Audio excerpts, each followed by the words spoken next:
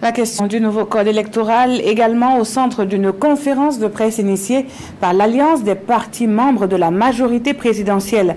D'autres sujets d'actualité ont été abordés au cours de cette rencontre avec la presse. Nos témoins, Konsun Koulibaly et Nyarkite Da, nous en livrent les temps forts.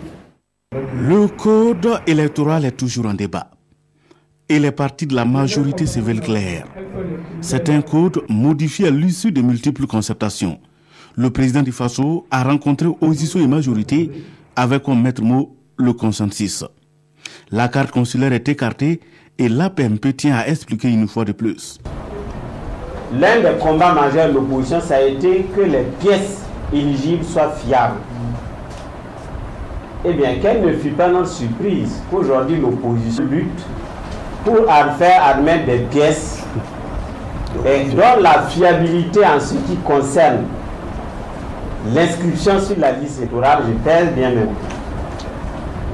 peut être source de questionnement. Mais je dis au passage, je précise que la carte consulaire délivrée en Côte d'Ivoire ou ailleurs, ce sont des cartes valables parce qu'elles sont délivrées par nos administrations à l'étranger. Elles sont valables pour l'utilisation pour laquelle elles sont délivrées. Maintenant, si on veut étendre leur utilisation, faire en sorte qu'elles puissent octroyer la même possibilité qu'une carte nationale d'identité pour figurer sur la liste électorale, un problème va se poser. C'est aussi une conférence pour apprécier la marche de la nation. L'APMP salue le courage et le dévouement des forces de défense et de sécurité dans la lutte contre le terrorisme. Elle loue également les efforts du gouvernement pour les actions entreprises en faveur du monde paysan.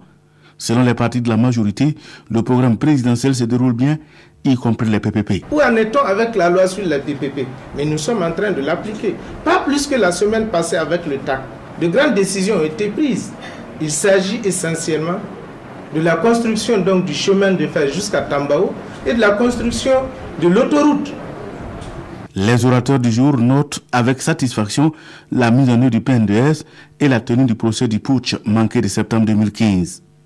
La majorité accueille dans ses rangs 8 nouveaux partis, dont l'UPR de Toussaint Abel Koulibaly, portant ainsi le nombre de partis de la majorité à 45.